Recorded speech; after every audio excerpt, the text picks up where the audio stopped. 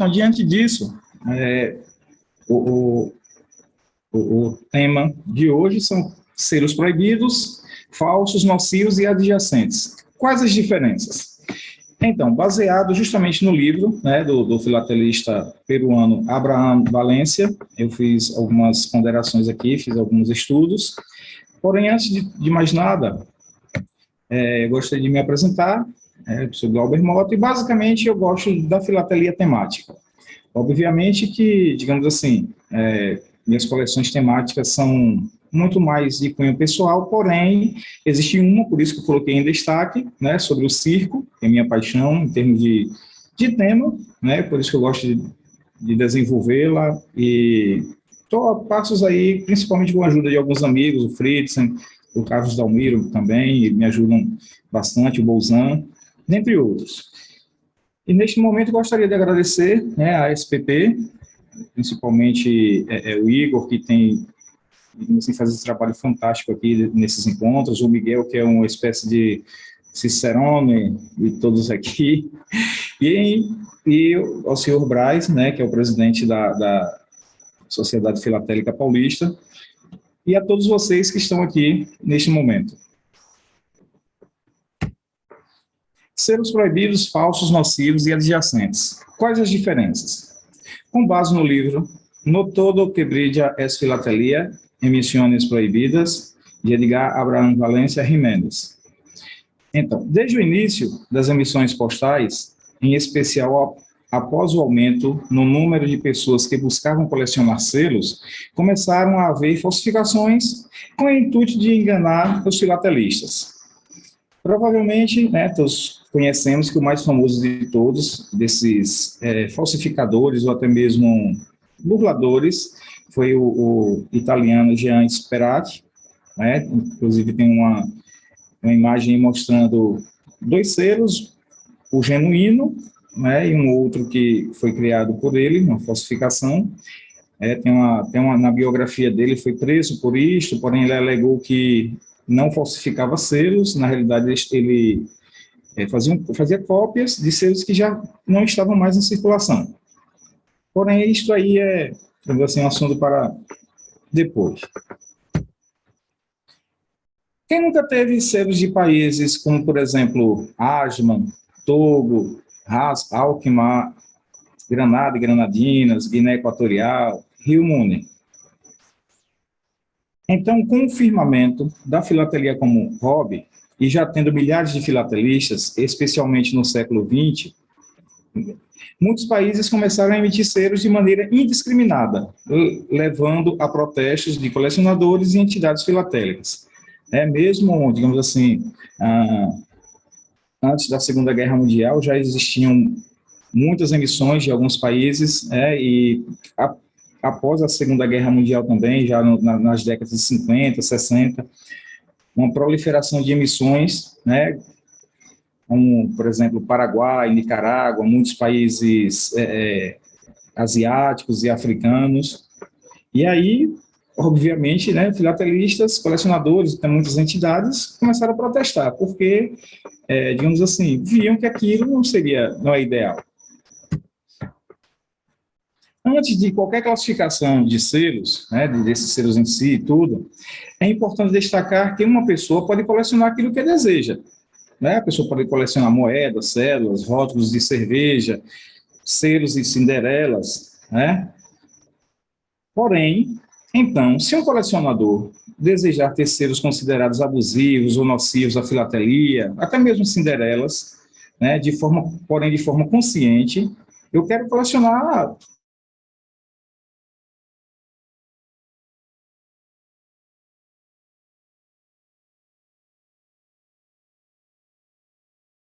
e coloca lá em caixas, assim, tudo.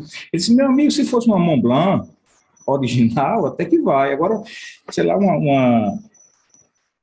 uma caneta, digamos, até mesmo produzida na China por 5 centavos, 10 centavos, eu achei, assim, muito confuso. E aí, ele coleciona fazer o quê? Se ele gosta, se ele está consciente daquilo que ele está colecionando, então qualquer pessoa pode colecionar aquilo que quiser, né? E até mesmo um filatelista pode colecionar tais selos, mesmo desde que seja consciente.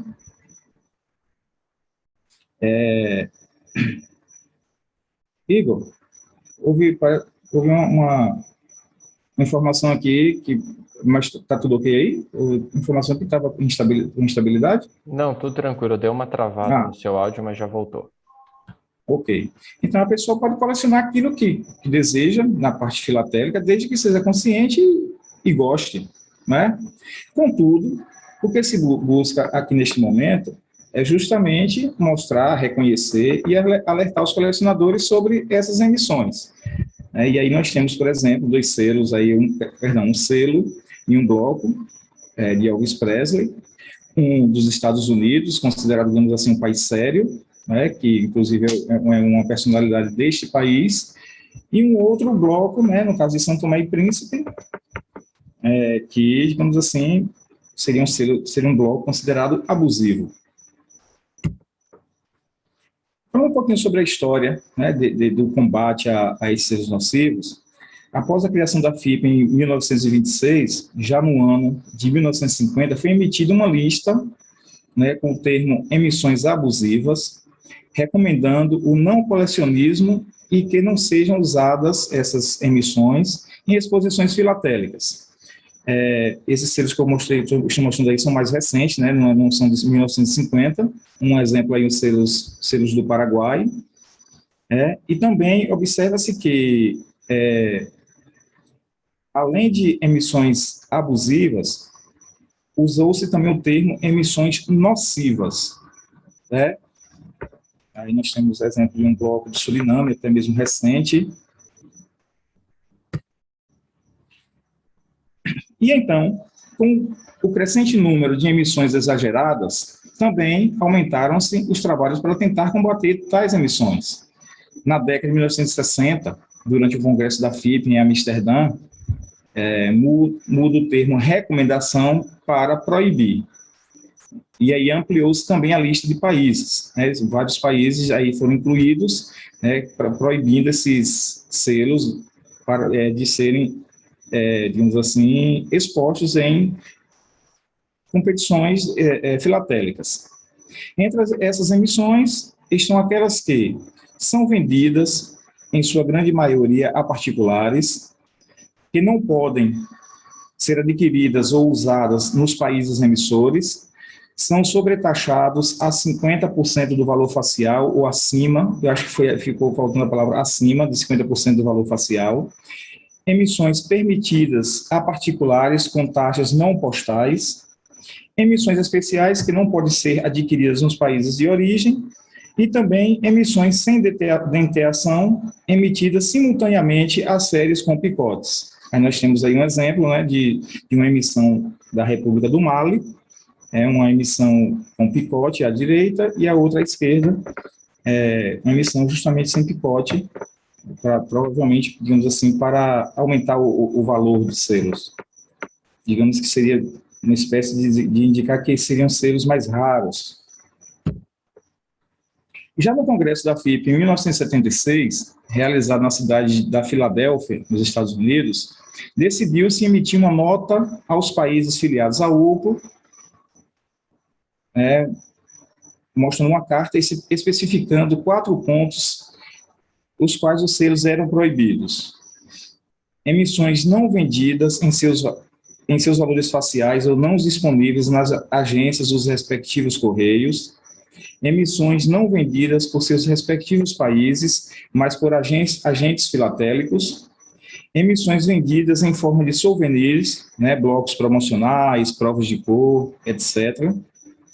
Selos cujas sobretaxas ultrapassassem 50% do valor facial, exceto, no caso, alguns casos específicos, né, para assistência social, em relação a, por exemplo, terremotos ou enchentes, e também para financiamento de exposições filatélicas. Aí nós temos 2 exemplos. O da direita mesmo seria um bloco souvenir, um bloco promocional, que foi muito fabricado e distribuído por nações africanas e também colonizadas por franceses.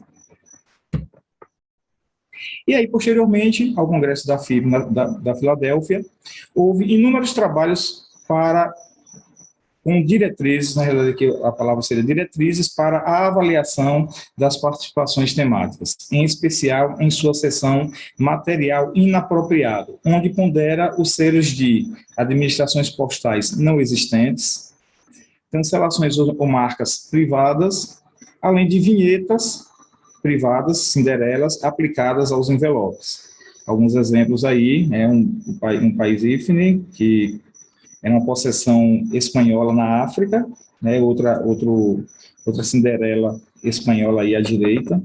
Aí, inclusive, tem até uma indicação ali sem valor postal.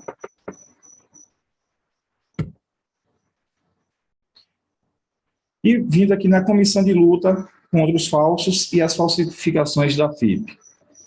A FIP instituiu uma comissão de luta contra os falsos e as falsificações, que tinha e tem como principal objetivo a identificação e o combate à proliferação de emissões ilegais, dividindo-os em 3 grupos. Então, basicamente, agora nós vamos ver, né, quais são esses selos, as diferenças, né, desses selos, que muitas vezes a gente tem em nossas coleções, ou então começamos com esses selos há 20 anos atrás, há 30 anos atrás, porém, muitos deles ainda são emitidos na atualidade e muitos deles nós temos.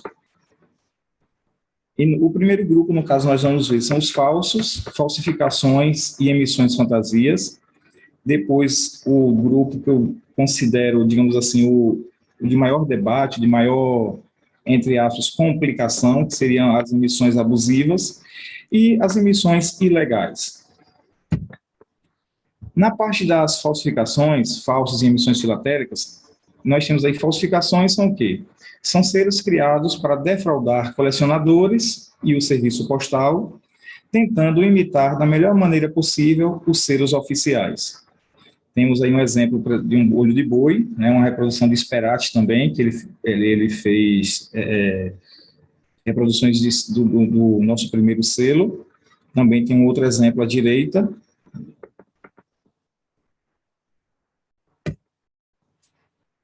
Temos agora os falsos, né, que são selos modificados com a intenção de enganar os colecionadores, em muitos casos utilizando-se sobretaxas ou até mesmo carimbos, que na realidade não existem. Temos um selo aí da Guiné, que é uma possessão portuguesa na África. Na realidade, esses selos aqui da Alemanha, digamos assim, provavelmente não seria para enganar os colecionadores. Depois eu até pediria a algumas pessoas que estejam aqui para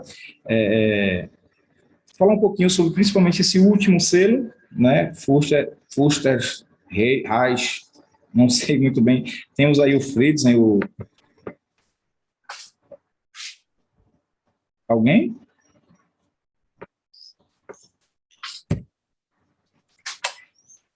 E emissões fantasias, que também muitas vezes podem ser consideradas cinderelas, né, são vinhetas ou emissões de países que não existem e, portanto, não têm valor postal filatélico. Na realidade, tentou-se criar alguns países, algumas repúblicas, até mesmo aqui na América do Sul, em outros locais, né, aqui mesmo no Brasil, tivemos a tentativa da criação de um país entre Brasil e a Guiana, né, a República de Cunani. Também temos aí um selo, uma indicação de Amazônia, bem como, né, as Ilhas de Trindade, e também tentou-se fabricar selos, né, digamos assim, para indicar que seria um país independente, porém, nada, na realidade, foi uma espécie de emissão fantasia mesmo. Agora, digamos assim, que eu até mesmo,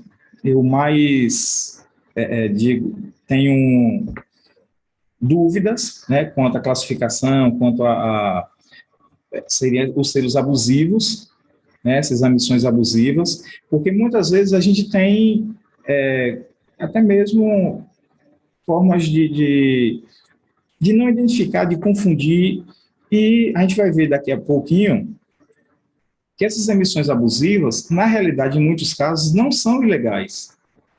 Elas podem ser não recomendadas para colecionarmos, porém, elas não são ilegais. Ou seja, as emissões abusivas são aquelas descritas no Congresso da FIBA em 76. E aí, como eu falei, creio que aqui está a parte de maior discussão entre os filatelistas, pois elas não cumprem as recomendações éticas filatélicas aprovadas e implementadas em 2008 por filatelistas e também por associações, especialmente a FIP. Temos exemplos aí de alguns blogs e selos, um bloco e alguns selos, né? Por exemplo, do Congo mesmo, com gatos aí, a gente pode observar que é até um bloco bonito, tem um tema atraente, né? Outras emissões aí ao lado, se não me engano, é do Paraguai, não dá para ver direito aqui, mas é uma emissão paraguaia. Então, são emissões, na realidade, esses selos podem ser considerados, e aí também pode haver, digamos assim, até um contraditório, né, mas como eu falei, estou me baseando pelo livro e também outras fontes que eu pesquisei, que são emissões legais e com o valor de franqueio, mas não são vendidas por correios nacionais, apenas por agências ou empresas de comércio filatélico privadas que estão em outros países. Além disso, a quantidade de selos emitidos por esses países não condizem com seu tráfego postal, né? Então, nós temos, por exemplo, algumas ilhas do Caribe, algumas ilhas da Oceania, que emitem milhares ou até mesmo milhões de selos, mas praticamente não são utilizados nesses países. Simplesmente emitem, e aí, esses selos são proibidos, são ilegais, são legais? É justamente isso que eu gostaria que a gente debatesse hoje aqui. Tem alguns selos aí, um exemplo do Vietnã, até mesmo sem picote. Esses selos seriam ilegais? Provavelmente não. Porém, abusivos? Sim. E, geralmente, essas emissões têm as seguintes características. São elaboradas com um grande apelo temático, porém nada tem com o país descrito no selo. Inclusive tem aí no centro um selo que eu achei interessante mostrar aqui, atual, 2020, 2021, né, não tem nada a ver com algo de hoje, viu, gente? Pelo amor de Deus. Antigamente, possuía uma má qualidade, um exemplo aí dos selos do Vietnã à esquerda, porém, hoje são bem vistosos e emitidos em larga escala, inundando o comércio filatélico com valores muito baixos. Se a gente for no eBay, no Delcamp e outros, esses selos, algumas séries, por exemplo, tem 20 selos, 10 selos, tudo, são vendidos por $1, 80 centavos de dólares. Há outras que, não sei o motivo, também são vendidos um pouco mais caros, 5, 10, 15 dólares e assim por diante.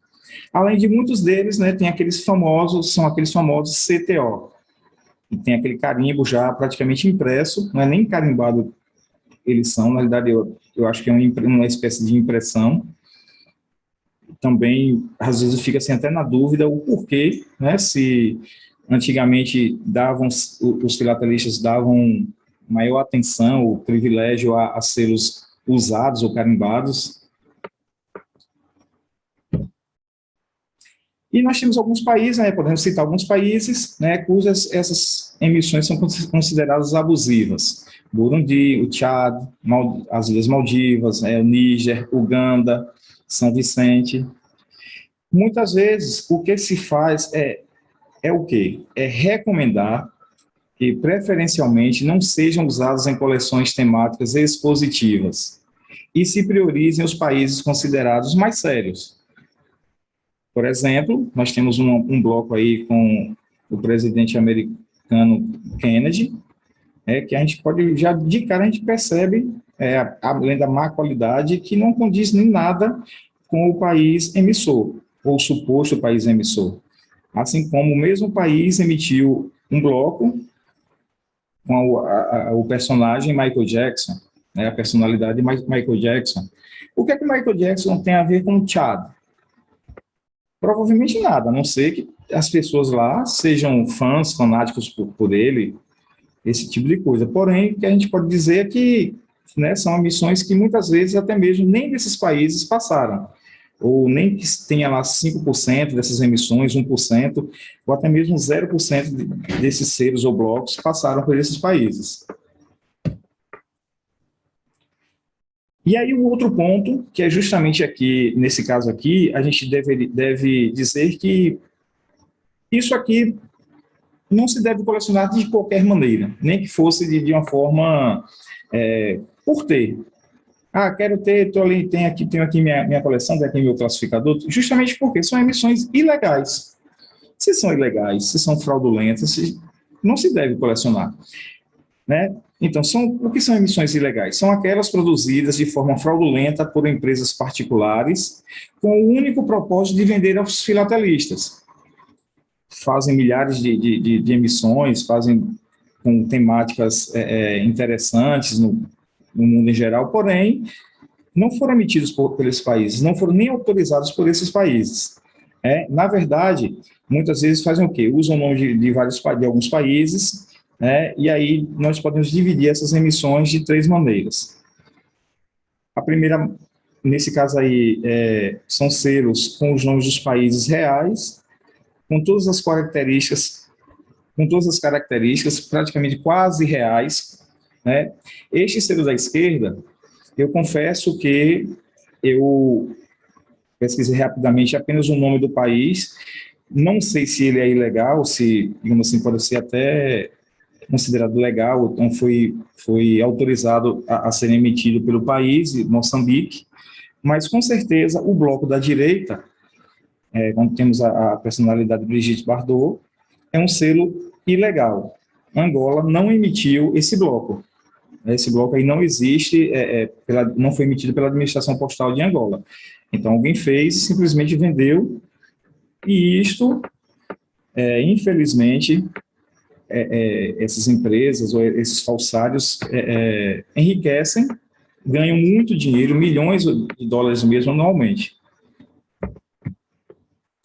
Temos também selos com informações similares aos países reais, mas com algumas diferenças. Às vezes, nós temos lá a moeda, ao invés de ter, por exemplo, se fosse aqui no Brasil, R$2, eles colocariam, por exemplo, $2, né? Tem alguma mudança também no nome do país, às vezes colocam uma letrinha diferente, acrescentam outra, porém, esses selos também não foram emitidos por esses países.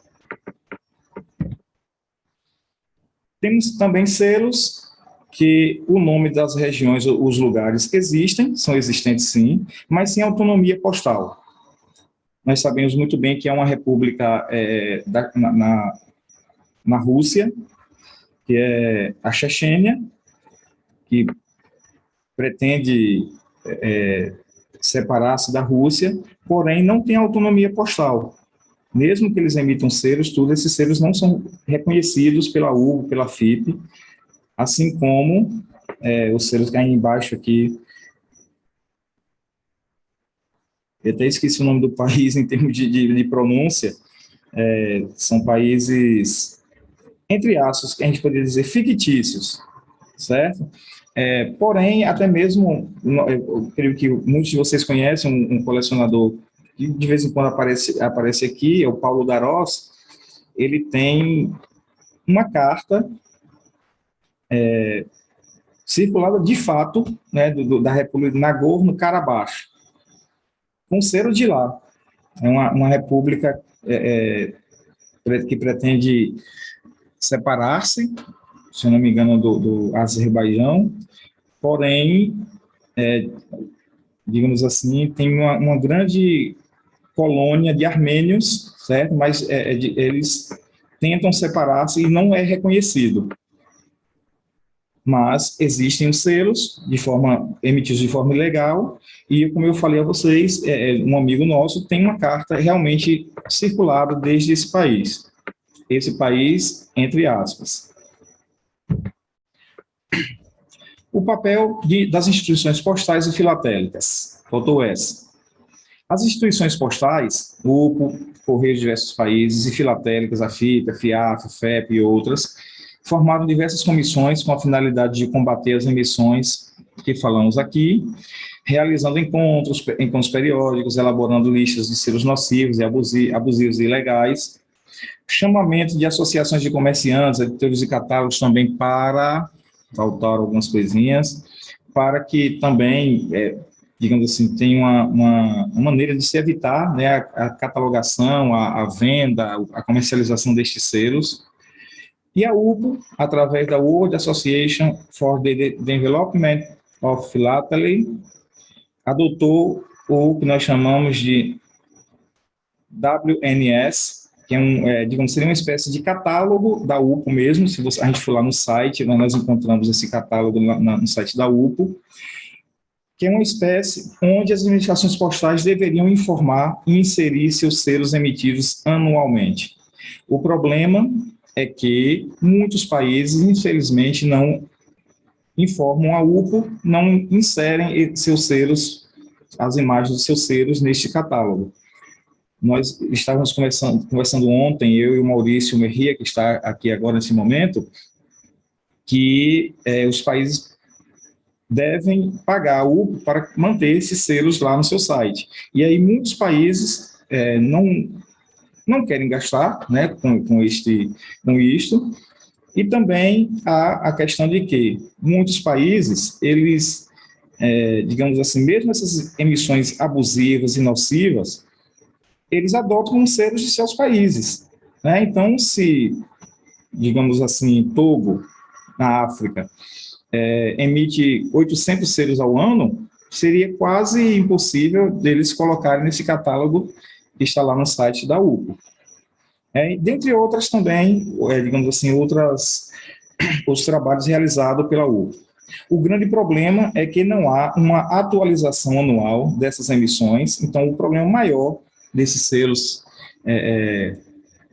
ilegais, abusivos, falsos, que não há uma atualização anual por parte da UPO, da FIP, de outras instituições, até porque, aparentemente, as famosas listas foram colocadas de lado ou suspensas, né? E aí foram vários motivos.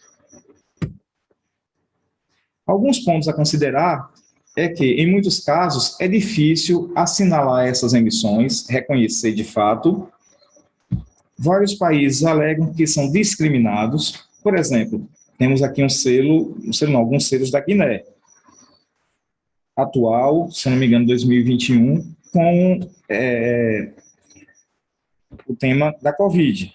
E aí, se alguém, digamos assim, alguma associação, alguma instituição disser, não, esses selos, esses blocos não podem ser comercializados, não podem ser utilizados, os países muitas vezes se sentem discriminados e dizem, não, por que não? Esses selos foram emitidos, sim, não importa se nós passamos essa autorização para uma empresa privada, europeia ou americana ou de qualquer outro local, mas esses selos são considerados nossos também. Inclusive, eu estava pesquisando em alguns sites de correios de países diversos e esses selos estão lá à venda. Se eles são utilizados nesses países, aí é um outro caso. E, de acordo ao regulamento FIP sobre material inapropriado para mostrar em exposições, pode-se afirmar que os grupos de emissões das que não se pode duvidar entram nas chamadas emissões proibidas são as falsas, falsificações e fantasias. Essas aí realmente não podem ser utilizadas de forma alguma. Além, né, do grupo de emissões ilegais, de todos os tipos. Se os selos não forem emitidos pelo Brasil, ou por Togo, ou pela Espanha, se são ilegais, são ilegais. Portanto, o grupo cujas emissões é mais complicado identificar é o grupo das chamadas emissões abusivas. O que se faz nos últimos anos é falar em emissões não recomendadas. Ao não estar explicitamente proibidas, se recomenda não usá-las e trocar por emissões de países mais sérios.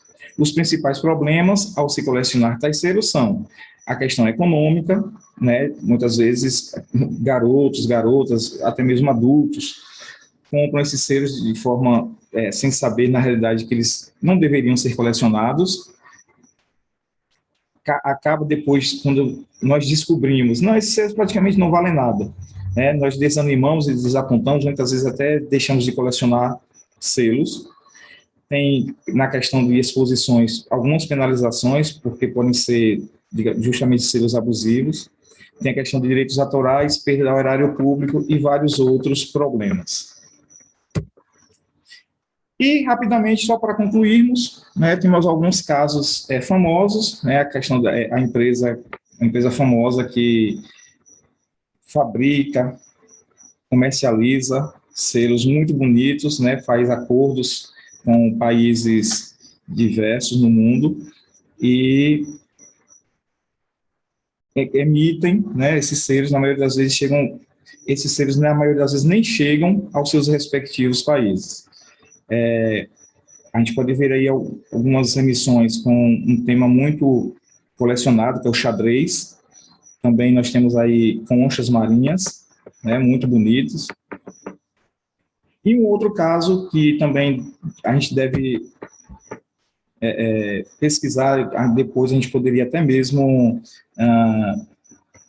observar, né, ler um pouquinho, falar sobre, é esse caso dos selos do Haiti. Esses selos famosos que muitas vezes a gente vê, poxa, que selos bonitos, que na realidade são emissões ilegais. Não foram emitidos pelo Haiti. Na realidade, a família do ditador haitiano, o presidente na época, Papadoc, a família praticamente criou esses selos na Europa, comercializou na Europa inteira, em outros países, lá nos Estados Unidos, aqui na América do Sul, e aí ganhou-se muito dinheiro, porém, esses selos aí do artista John James Audubon, eles são ilegais. Na realidade, tem um nome aí, República do Haiti, porém, não foram emitidos pelo Haiti. E aí nós temos basicamente a finalização, né? Justamente aqui, esse seja do Haiti, se alguém quiser depois procurar saber um pouquinho, está no blog, aqui onde está, eu posso passar depois esse link aqui para ficar mais acessível.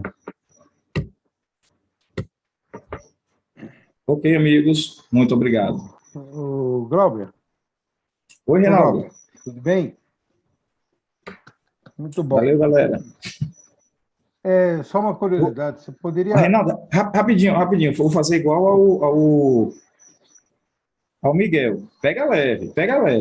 Não, aqui, vou pegar. Não, só para tirar uma dúvida aqui, você mostrou 2 selos dos Estados Unidos, um do Elvis e eu acho que os dois do Elvis, se não me engano. Um deles é um selo, outro é um bloco. Você considera aqueles selos falsos? É isso? Não. Nos Estados Unidos, não. Eu não entendi. Não. Pode falar, Domingos. Que os Estados Unidos é selo mesmo do Correio. O outro bloco, que era do Elvis, não é dos Estados Unidos. Aquele é que é legal. Na realidade, Reinaldo... Não tem nada a ver com o país, né? Na realidade. Eu entendi que ele mencionou que o selo dos Estados Unidos... Não. Na realidade, o tema é Elvis Presley. Na realidade, o tema é Elvis. E aí, no caso, um selo emitido, de fato... Está vendo aí agora? Isso. Este selo aqui realmente é dos Estados Unidos, então observe que o tema é o mesmo, Elvis. Entendi. Entendeu? Então, isso aqui realmente, de fato, é emitido pelos Estados Unidos, ou seja, um país, eu falei sério, entre aspas, né? Assim, em termos de emissões postais, um país sério, e o outro de São Tomé e Príncipe. E aí, é de Elvis, até aquela questão que eu falei sobre Elvis Presley, provavelmente nunca foi nesse país, nessas ilhas, né? Uhum. Ok. O César quer fazer uma pergunta. Obrigado por... desculpa. Não, tranquilo. Então, vamos lá para tocar em frente aqui. É o seguinte, uma questão, Glauber, que eu achei assim, curioso isso, né? Porque lá no passado, né, na época do papel, não tinha informática, não tinha nada disso, o que tem de registro aí na literatura é que os países, então, produziam os seus espécimes, as suas amostras, mandavam para a UPU distribuía aos países ligados à UPU, para que eles soubessem que quando chegasse lá, aquele selo fazia sentido, né, etc. e tal. Hoje em dia, com a informática, cada país emissor poderia muito facilmente alimentar um banco de dados da UPU e, se ele tivesse disponível, todo mundo ia ver o que está valendo. Não estou falando em catálogo, um valor, nada disso. Simplesmente um banco de dados disponível. Parece tão fácil de saber o que é válido, o que não vale. Que já tem, não é isso? Foi justamente aquele sistema que eu coloquei lá no finalzinho, que a UPO tem uma espécie de catálogo, né? E aí, quer continuar, César? Não, a impressão que eu tenho é que, de fato, eles estão implantando o banco de dados. O comentário é que nem todos alimentam, que é curioso, um país, uma unidade postal formal do país, a administração não alimentar. E também não sei se ele é disponível para o público ou se ele é só disponível para as unidades da administração postal. Não, não é disponível. Pago, né, inclusive, eu gostaria que o Maurício Merria explicasse o que falamos ontem sobre este catálogo da UPU.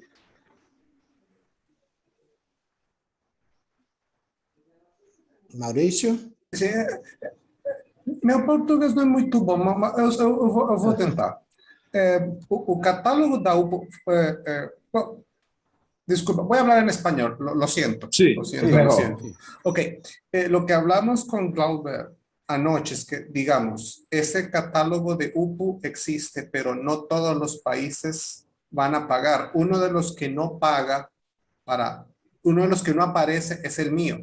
O sea, Honduras no aparece en ese catálogo porque cuando se nos informó aquí cuánto costaba pagar por cada emisión, aquí dijeron, no, gracias. O sea, las estampillas de Honduras no son nocivas, no hay abusivas, pero no aparecen en ese listado ese catálogo de UPU. Ese es el problema que vemos con el catálogo. Uno de los países, las administraciones postales solo aparecen si pagan para aparecer ahí. Obviamente los que emiten sellos nocivos no lo van a hacer. Y hay algunos que es opcional, o sea, no es obligatorio de la UPU. Lo que sí es obligatorio es enviarle a la UPU un lote de cada emisión. Pero para aparecer en ese catálogo, lo que nos explicaron a nosotros es que había que pagar. Y por eso Honduras y hay otros países que no lo hacen. O pueden dejar de pagar. O sea, que puede aparecer un país hasta cierto año y de ahí no aparece más. Gracias. Antigamente saía, pelo menos no IVER, os selos saíam com uma bola preta na frente da emissão. A emissão era colocada no catálogo, mas aparecia com uma bolinha preta, que condenava a emissão. Estão vendo? Sim. Então, basicamente, o catálogo, entre aspas, o catálogo da UPU é este. Né? As últimas emissões, com a inscrição BR inicial, o número do selo emitido naquele ano e o ano, né, ponto 2019, por exemplo. Então, ele é acessível a todos. Agora, como o Maurício estava falando, por exemplo,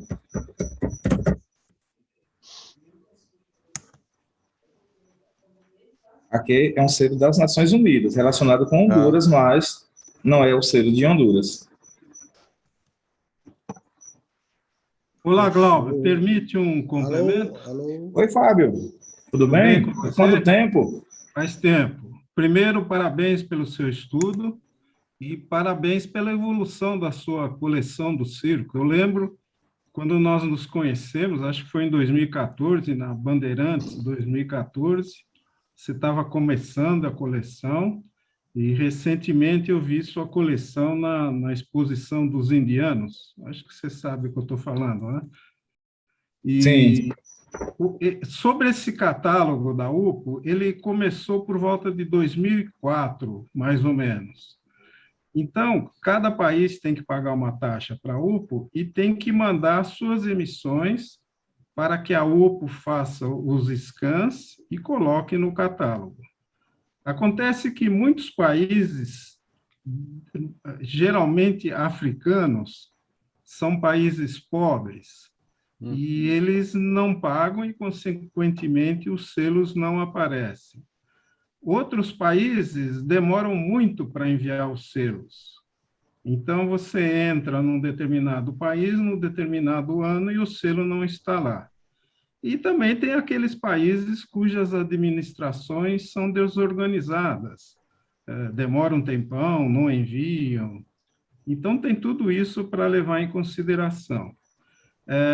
Porém, esse catálogo é uma ótima fonte para você saber se um determinado selo foi emitido por aquele país.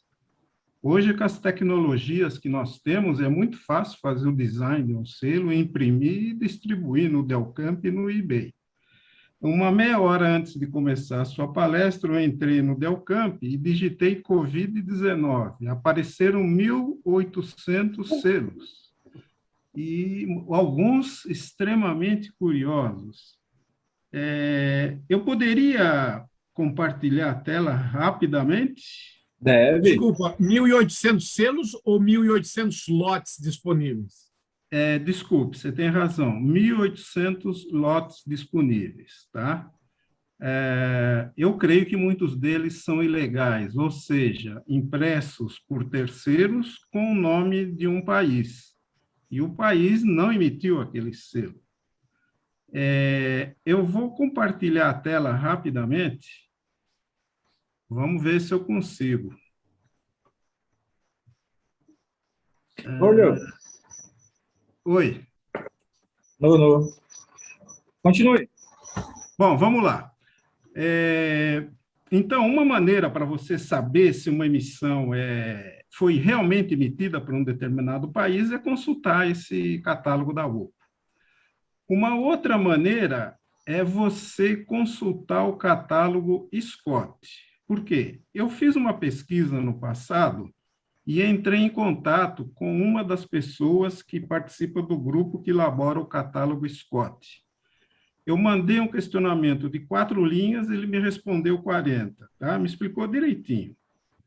Quando aparece um selo no Delcamp ou no eBay, eles vão consultar os comerciantes, vão pesquisar com a administração postal do nome do país que está lá, do país cujo nome está lá, para ver se realmente aquele selo é legal ou ilegal. Normalmente são blocos, porque é muito mais fácil ganhar dinheiro se emitindo um bloco com 6, 8, 10 selos do que emitir um selo. E se eles concluírem que a emissão é falsa, eles não colocam no Scott. Às vezes você vai no Ivert e vai no Michel e o bloco está lá. Por quê? Porque nem Michel e nem Ivert fazem essa pesquisa que o Scott faz. Às vezes o cara compra um bloco, vai no Scott e não encontra. Fala, pô, esse catálogo não presta. No Ivert tem e no Michel tem. Acontece que o Scott é muito criterioso, tá? Outra maneira de saber se uma emissão é falsa ou não é consultar o site da UPO. Aliás, eu recomendo todos consultarem o site da UPO, porque ela emite circulares onde o país, vamos supor o Mali, detetou no mercado um bloco que Mali não emitiu, mas está o nome de Mali lá. Então, Mali manda para a UPO uma carta dizendo para alertar os países que fazem parte da UPO a ficarem cautelosos, porque aquela emissão não foi do Mali. No site da UPO tem todas essas circulares, há pouco tempo eram só em inglês, hoje eu entrei lá, já tem circulares em português, tá? Então, é bastante recomendável. Eu não estou conseguindo compartilhar a tela, eu queria mostrar uma que eu baixei. Vou tentar mais uma vez, se eu não conseguir, paciência. Share, vamos lá. Está aqui. Digam se vocês estão vendo. Sim, tudo preto. E agora? Estão vendo? Sim, agora sim. E essa é uma emissão de Sierra Leone. Veja que interessante, é um penny black, cada um deles com uma espécie de máscara. Pô, tá na cara que isso é ilegal, pô. Concordam ou não? Sim. Brincadeira, né? Está à venda por $10 no Delcamp. Isso é emissão ilegal. Alguém imprimiu esse selo e colocou à venda lá. Infelizmente, por ter sido impresso em 2020, nem no catálogo da UPO, nem no Scott, ele está disponível. Tá? Fazendo um parêntese sobre o Scott, você pode falar, pô, mas custa uma nota o catálogo. Realmente. Só que eu estou baixando a edição de 2017 na internet, colorida. Está disponível na internet. Quem quiser, depois entre em contato, eu digo como fazer. Vou abrir uma circular. Vamos ver se eu consigo. Vocês estão vendo minha tela aí, né? Sim. O meu computador está um pouco lento. Vou abrir uma circular que eu acabei de baixar no site da UPO. Vejam que interessante. Estão vendo a circular? Eu tenho o Scott em PDF.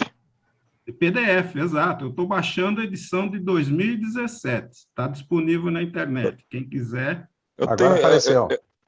Eu tenho ela todinha já. 17, né? Então, veja. Isso, 2017. Berna, 16 de setembro de 2019. Acompanham? Sim. Prezada senhora, prezado senhor, o operador designado do Mali, chama Laposte de Mali, gostaria de informar os operadores designados dos outros países membros, que no caso nosso seria a ECT, o seguinte: Laposte identificou recentemente um número importante de emissões ilícitas disponíveis em vários sites de venda em linha, venda online. Online, né? Delcamp, eBay. Laposte pretende informar a comunidade postal que o selo postal emitido em 17 de dezembro de 2015 para comemorar o 40º aniversário da Comunidade Econômica dos Estados da África Ocidental é a última emissão legal colocada no mercado. Ou seja, a última emissão legal deles é essa aqui. Todas as colocadas no mercado depois dessa data que ele fala aqui são ilegais. Não foi o Mali que emitiu. Então, eu estou mostrando essa circular, pode ser baixada no site da UPO, e é muito importante, porque se você for observar no Delcamp e no eBay, o que mais tem é emissão ilegal. Ou seja, o filatelista que está começando, normalmente começa por temática, e escolhe um tema, por exemplo, Covid. Ele vai encontrar uma porção de figurinha, não é nada legal. Tudo emissão ilegal. Então, resumindo, como saber se uma emissão é legal ou ilegal?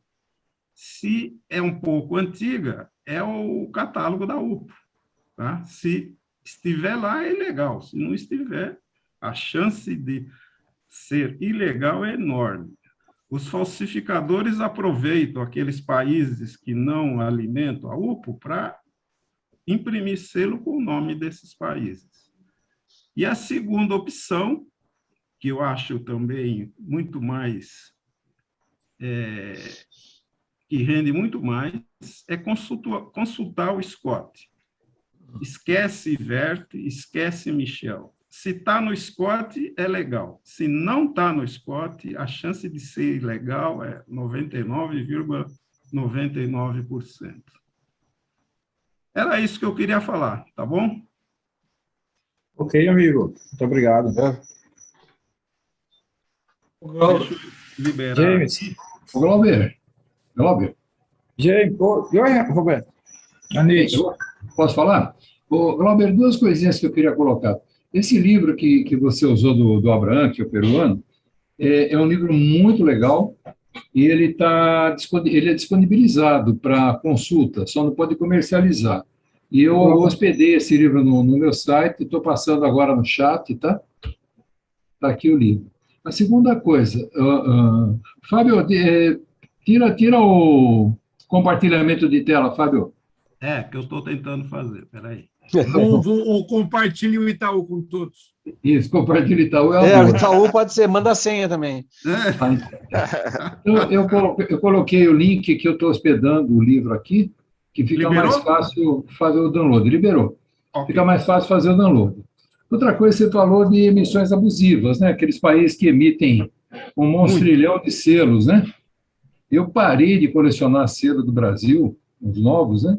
Depois da Olimpíada, que eu achei aquilo uma tremenda estupidez do Correio. Foram 300 e tralalá selos com folhas diferentes, o álbum acabava virando uma baita de uma fortuna e não trouxe conhecimento científico nenhum para a gente aquilo ali. Tem muitos países. Um selo da Covid ensina muito mais do que todas aquelas emissões das Olimpíadas que foram lançadas aqui no Brasil. Então, aquilo é uma emissão abusiva, na minha opinião, aquilo é extremamente abusivo. Eu parei de colecionar, foi a minha resposta para o Correio. Anit, inclusive, a gente sabe que alguns países, por exemplo, Portugal, Espanha, muitos colecionadores também falam disso, que eles emitem muitos selos. Né? Portugal mesmo é um bloco e 5, 6 selos, sempre assim, dessa maneira. Então, os portugueses mesmo dizem que muitas vezes eles, no caso os Correios, fazem para vender ao exterior. Para vender ao exterior, só que não mercado, isso aí. É um outro detalhe que você também comentou, que é comentado no livro, né? É quando um país ele emite alguma coisa que não tem nada a ver com ele, por exemplo, o Elvis Presley, que você citou. E o que a gente fala daquela cestilha que o Brasil lançou sobre animais, que tem um elefante lá? O elefante aqui no Brasil só existe em zoológico. Em cativeiro. O leão também. O leão. O leão. Eu acho que é o Big Five. Até aí, Portugal emitiu muitos selos do Harry Potter e coisas desse tipo. Mickey, o Mickey não é americano, porque tem selo do Mickey do mundo inteiro. Então, pronto. Mundo inteiro. Vende, né?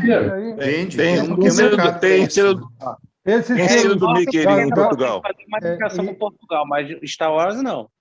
Esses selos da Olimpíada... Tem selo do Mickey em Portugal. Tem. O Mickey, Star Wars... Tem do Mickey do mundo inteiro. Esse selo da Olimpíada que você mencionou foi vendido aos montes para os chineses que tiveram aqui no Brasil. E eles compraram todas as moedas que viram na frente também. Mas, compraram todos os selos. Mas venderam muito. Então, aí tem que parar para pensar, né? Então, o que a gente toma por princípio? Uma observação importante aqui. Me desculpa, doutora Nietzsche. A série que o senhor citou, aquela Cecília, a série se chama Animais Zoológicos. Não são animais nativos do Brasil. Então, com o título de Animais Zoológicos do Brasil, eles retratou animais que estão em cativeiro nos zoológicos do Brasil. Está perfeito. A girafa, né? Isso, a girafa, o tigre, o chimpanzé, a arara, o elefante. É uma série voltada ao zoológico, e não a animais... Então, isso aí está correto. Então, está correto. Essa aí está correta. Então, sem discussão. Perfeitíssimo. Tá? Agora, as séries das Olimpíadas realmente foram desanimadoras. Para o colecionador, isso aí foi. Eu considero elas abusivas. Quem conhece este selo aqui? O alfabeto de Libras também, porque todos aqueles 25 selos lá. Quem conhece este selo aqui? E não vai aparecer ciência, né? Momento, Xavier. Xavier, você comprou do eBay. Xavier. Esse selo aí é uma emissão fraudulenta. Eu comprei, inclusive, na época, eu conversei com você, se sabia de alguma coisa. Eu mandei um e-mail para descobrir o camarada que montou isso aí, querendo saber por que ele fez. E ele vende no eBay como se fossem selos do Brasil. Tem estado do Ceará, tem municípios do Amazonas, tem tudo que você queira. Isso aqui é fruto das coleções temáticas. O cara quer uma temática, um motivo desse qualquer. Vocês falaram nessas coleções aí com Star Wars, com cinema. Que país é esse? Que país é esse? Presley e tudo mais. Isso tudo foi na febre do centenário do cinema, que apareceu um monte de colecionadores de cinema e não tinha selo suficiente. Aí veio aquela enxurrada de selos dessas coisas todinha para saciar a vontade do colecionador. que ao invés de colecionar o que o Correio fabrica o que o colecionador quer. Essa é que país é esse que o senhor está mostrando esse selo? Qual país é esse selo? Brasil. Esse país Estado do Ceará. Estado do Ceará. É tudo falso. Esse é um camarada que imprime e coloca para vender um monte de coisa desse tipo. Isso. Não é Brasil. Selo do Estado... Tem comerciante Selo do Estado do Ceará. na Croácia, tem comerciante em Taiwan. O Xavier, o lançamento foi em Granja desse daí? Podia ter sido em Granja. E tinha carimbo, eu vou fazer um Carimbo da Granja? Como que é? Carimbo da Granja. Carimbo da Granja? O James... Eu vou fazer um de Manaus, hein? Mas eu só comprei um, porque eu digo, eu não posso contribuir com um negócio desse. Só para mostrar, né? O que é isso. E eram várias séries, e de vez em quando aparece. De vez em quando aparece. Como essa série agora que apareceu da Libéria, ele mostrou aí do presidente brasileiro. É feito em função da Covid. Vocês viram que tem lá no canto lá, tem aquela reprodução do que é o... E tem a Cruz Vermelha também. Exato.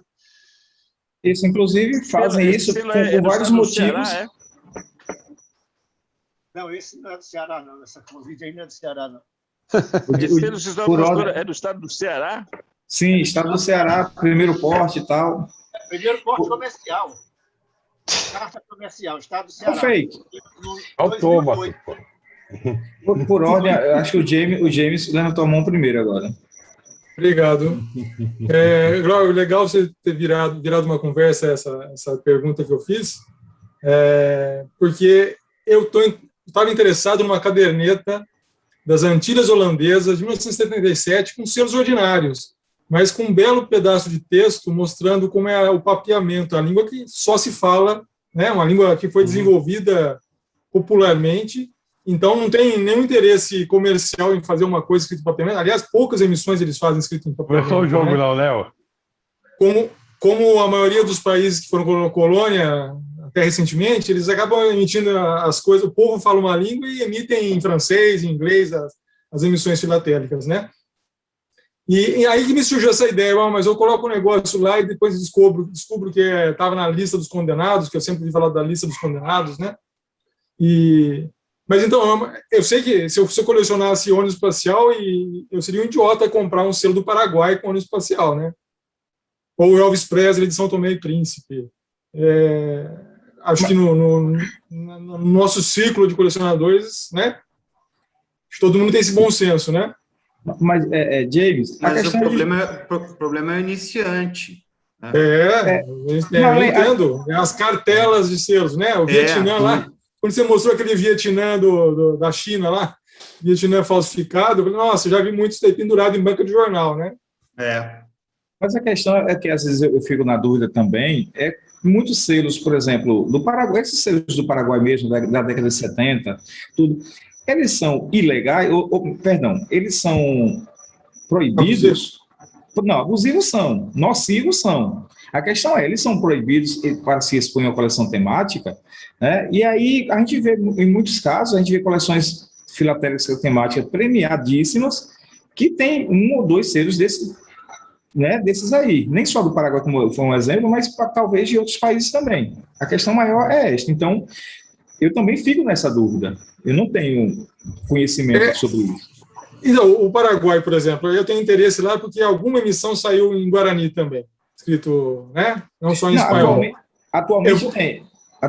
Então, eu fui em Assunção e postei uma carta em Assunção. Os paraguaios também escrevem cartas, né? Mandam cartas.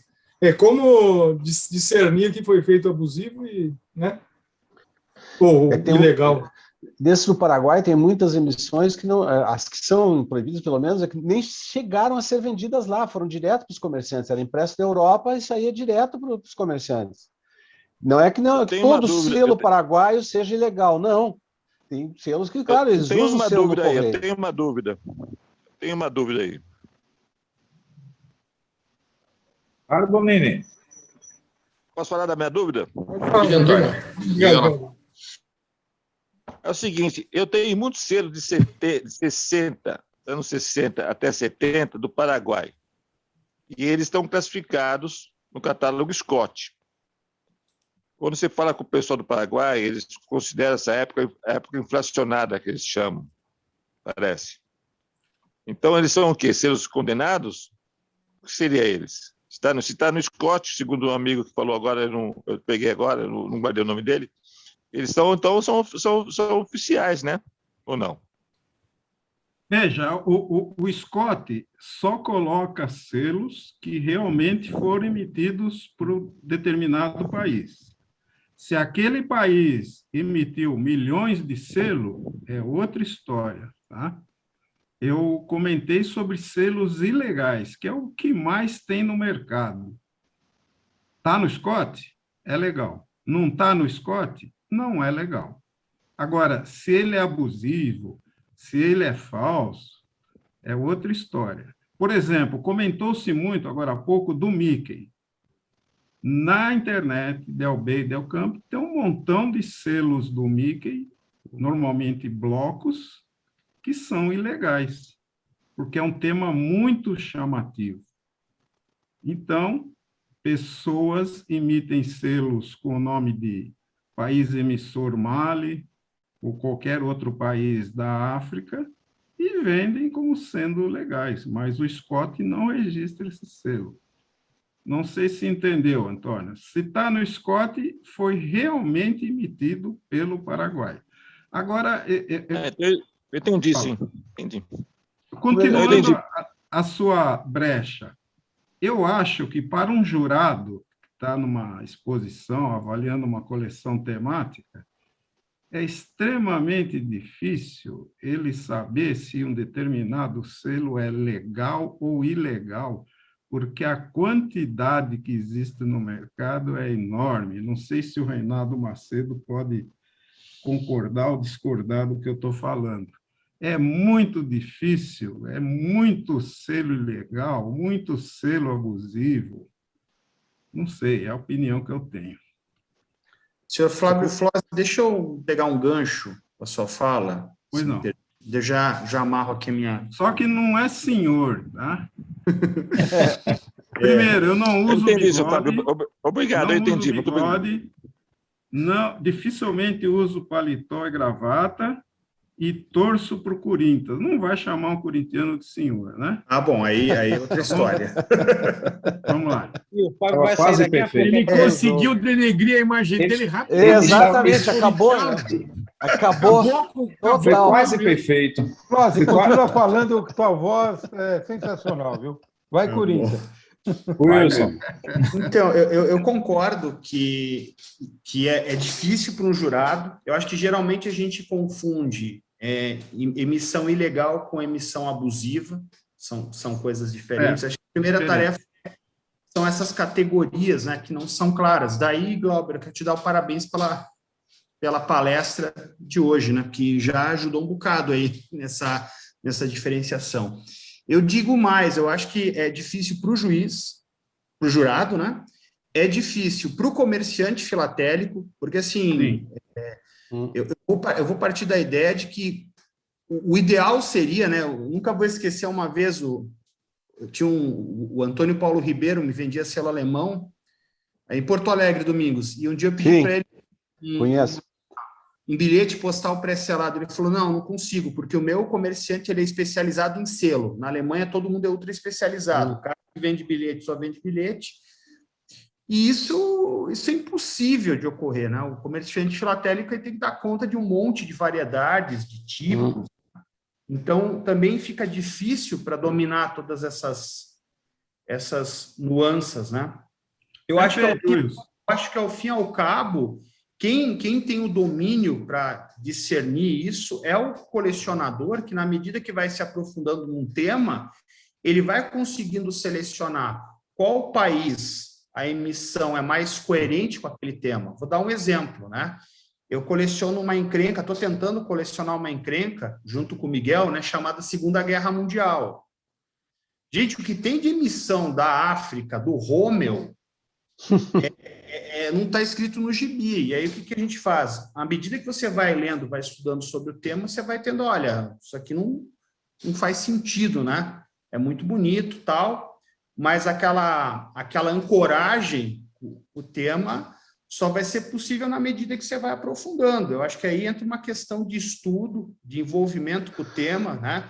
Eu sempre digo que uma coleção temática, me corrijam se eu estiver errado, tá? Eu sou extremamente iniciante em temática. Ela envolve 2 níveis de pesquisa. Uma pesquisa filatélica, para você entender que peça é a mais adequada, que selo vai ser mais adequado para a tua coleção, e uma pesquisa de conteúdo. Isso pode te ajudar, né, a, por exemplo, não cair nesse tipo de armadilha, né? Desde uma emissão ilegal até uma emissão nociva, né? Ok, Wilson, eu concordo plenamente, mas eu continuo tendo como base de consulta o catálogo Scott, tá? Outra coisa, eu tenho notado também muitos leilões aqui no Brasil, por ética, não vou mencionar nome, existem peças ilegais. Existem peças ilegais. Se você for no Scott, não está lá. No Michel tá, no Ivert tá. Não é por isso que o Scott é porcaria, não. Eu jogaria fora o Michel, eu jogaria fora o Ivert, eu ficaria com o Scott. Mas é o que você falou, o temático tem que pesquisar não só o tema que ele está expondo, como a procedência do material. E em termos de selo, o que eu acabei de falar, você vai no Del Camp e tem selos do Mickey a pau, está cheio. E muitos são ilegais. A coisa mais fácil hoje, com as tecnologias que a gente tem, é desenhar, imprimir e distribuir um selo. Você põe o nome lá de qualquer país e pronto. Então, eu estou sempre consultando as circulares da UPO, lá você tem a coisa real que está acontecendo e o catálogo Scott. Esses são minhas 2 armas. Eu, recentemente, comprei 4 selos, meu tema é telecomunicações, de Calmíquia, selos de telefones celulares, lindos. Eu fui procurar Calmíquia no Scott e não existe. Não tem esse país. Esse país não emite selos. Esse nome não era nem para ter comprado, né? Pois não. Mas o selo era muito bonito, eu fiquei apaixonado. Esse nome já era o primeiro indicativo de que sinal de alerta. O senhor Fábio, eu gostei do que você falou, porque aí eu fico mais tranquilo quanto aos meus selos do Paraguai, né? Porque eles Antônio, todos eles estão no Scott. Todos eles estão no Scott. Complementando, Antônio, por um. Complementando, Antônio, que tinha falado, como eu disse, nem todo selo paraguaio é falso, ou é ilegal, ou seja lá, assim como o Mali, por exemplo, aquele selo do Mali lá, se alguém que coleciona confederações dos países, bota aquele selo é legal. Né? Agora, tem muita porcaria. Isso aqui, a dificuldade é essa, separar o que daquilo lá foi ilegal. O Paraguai emitiu uma série de selos mesmo durante esse tempo todo, mesmo durante aquela enxurrada lá da década de 70, 80, ele emitiu selos lá no Paraguai, eles usavam selos lá. Agora, boa parte das emissões que são tidas como Paraguai foram feitas na Europa direto para comerciante. Aí sim. Se você a própria Alemanha Oriental, né? Também. Perfeito. Que já vinha com impressão no carimbo, né? Isso. Então, por exemplo... Meu batimento cardíaco agora está normal agora. Mais tranquilo. Então, justamente como o Domingos estava falando, o Fritz e o Macedo estão aqui, são jurados temáticos. Digamos assim, esses selos que foram emitidos pelo Paraguai em determinada época, eles são proibidos definitivamente de coleções temáticas ou não recomendados apenas? O Fritz, acho que saiu um pouquinho, o Reinaldo está aí, e é inclusive com a mão levantada.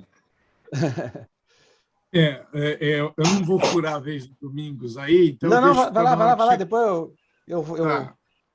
E olha que é difícil um santista concordar com um corintiano, né? Mas concordei. A minha pergunta, o Fritz está aí agora, com a câmera ligada, se ele puder responder, seria interessante. Com a câmera ligada, você fala. Tá bom, câmera ligada, fala.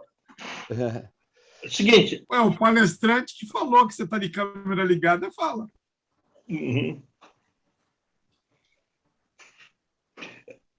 A questão é a seguinte, essas coleções, falando especificamente de Paraguai,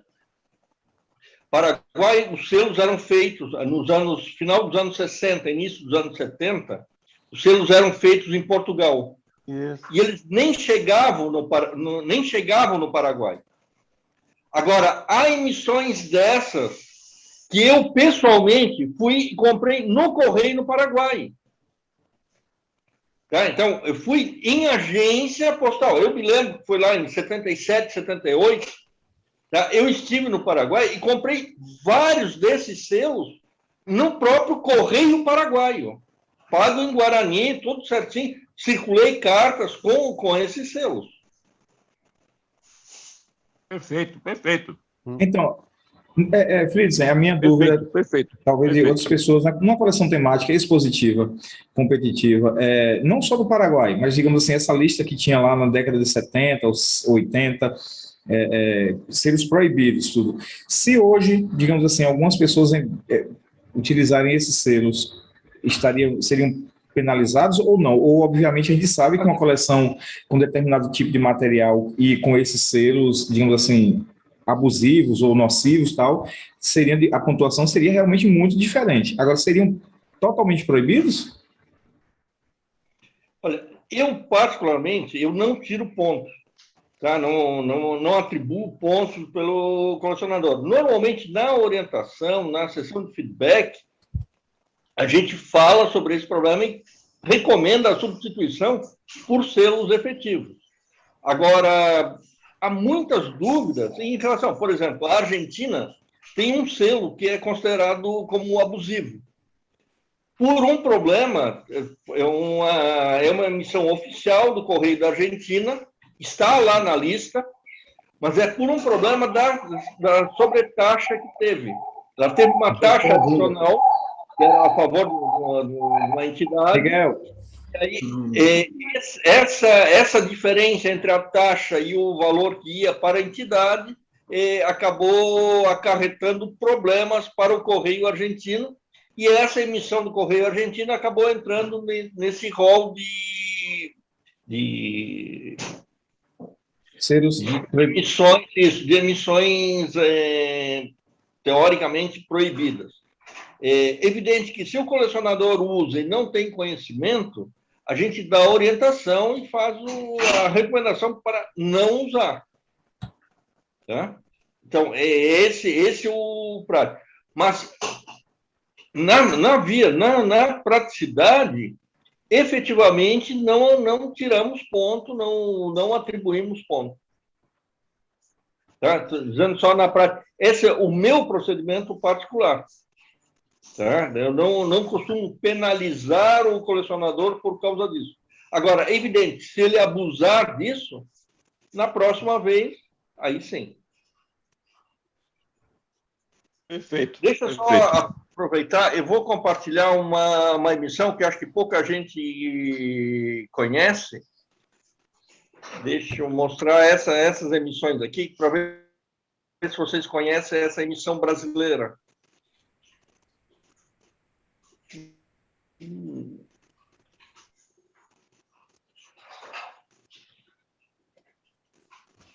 Ver se eu consigo compartilhar. Nossa. Estão conseguindo ver? Sim. Isso. Essa é uma emissão 10 cruzeiros do Xingu. Ela esteve em moda aqui nos anos 70, 80, ainda com a moeda cruzeiro. É uma emissão falsificada, foi feita fora do Brasil, mas utilizando um suposto estado do Xingu, que vocês sabem que nunca se tornou independente. Tá? Só a título de curiosidade, não sei se já conheciam essa emissão brasileira. Não. Não, eu não conhecia, não. Essa eu nunca tinha visto. Há vários desses no estado do Xingu. Há vários emissões. Eu mostrei só um selo só para vocês terem ciência. Isso é dos anos 70 aqui.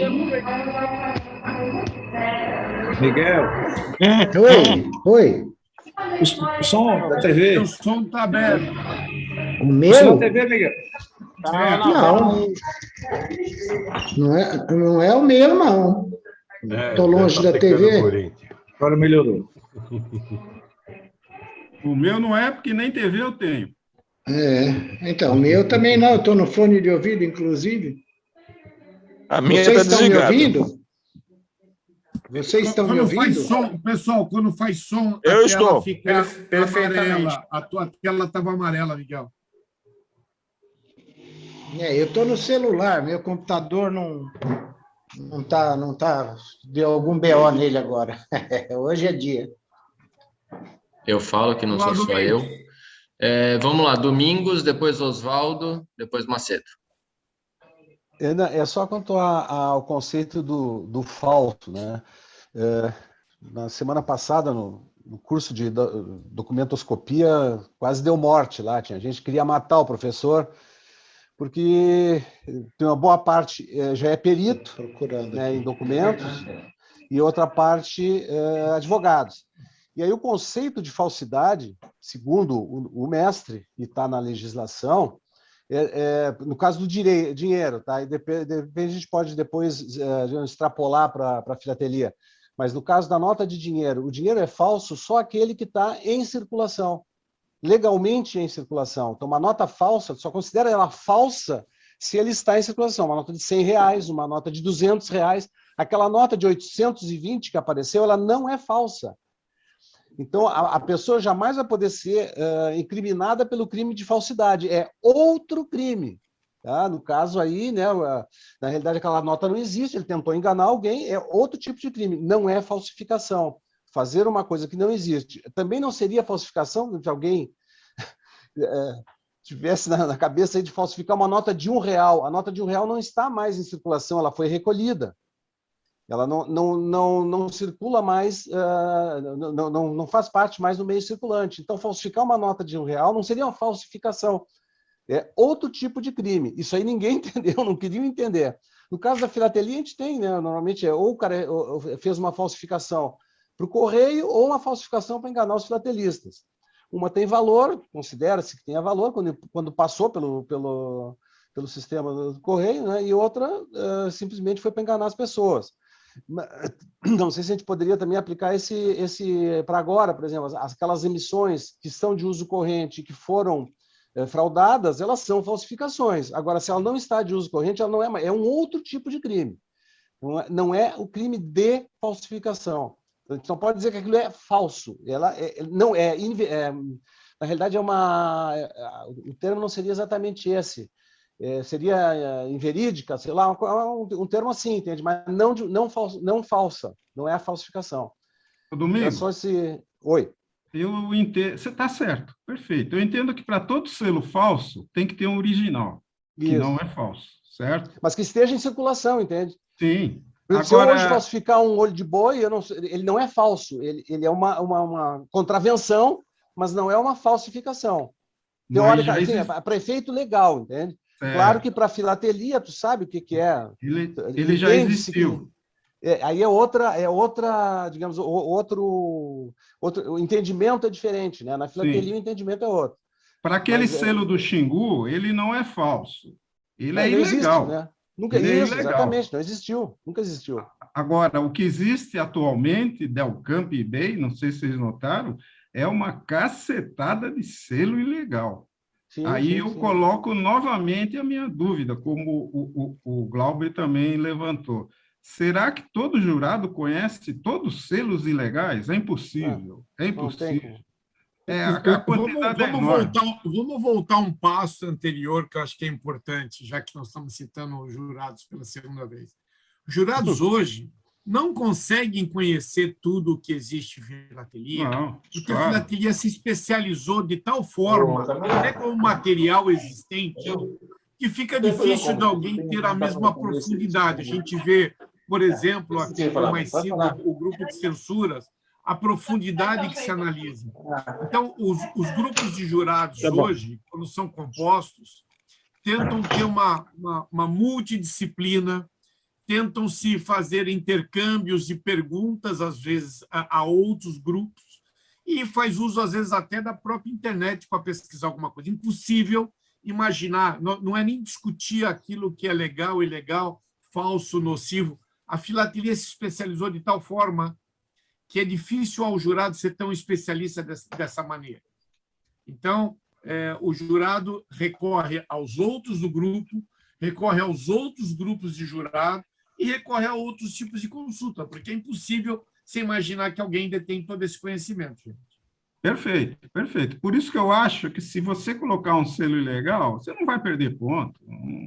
Não, desculpa, tem um conceito errado. O jurado não tira ponto de ninguém. Não, exatamente. O jurado não dá ponto.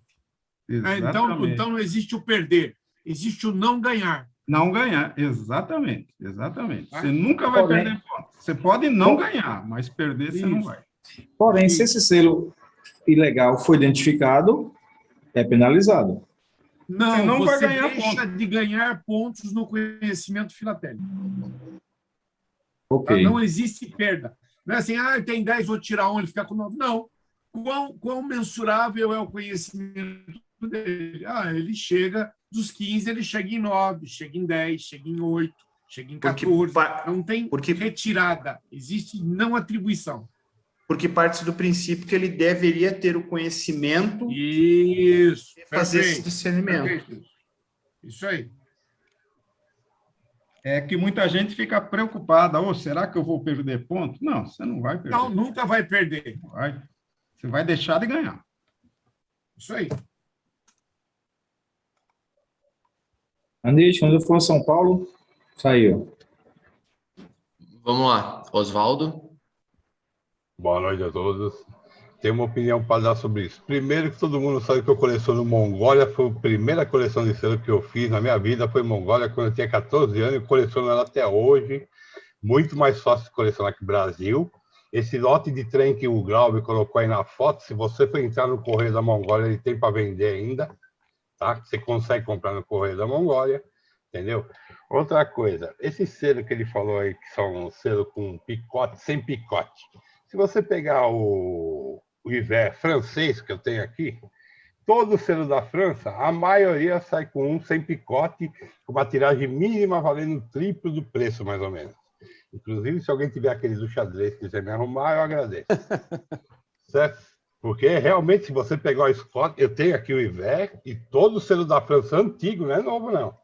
Saiu selo, um selo, e saía 2.000 peças sem picote. Prova de luxo. Prova de luxo, essas coisas. Se eu coleciono xadrez, eu tenho um site de um cara francês, ele tem todas essas porcariadas lá. É coisa muito difícil de aparecer. Série do Paraguai. No Scott, que acho que é o Fábio estava falando, ela aparece. Não aparece o valor individual de cada série, aparece o valor da série carimbada e sem carimbo.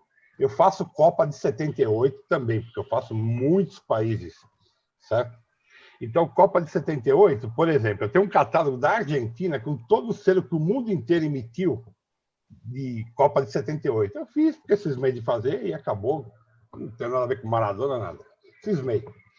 E esse catálogo, todos esses selos do Paraguai, são 2 séries ou 3 dessas daí da época de 78, e tem uma porrada de selo e mais uns 15 blocos, que esses blocos aí você vê na internet, 40, 50 pau cada um. Menos que isso, você não consegue comprar.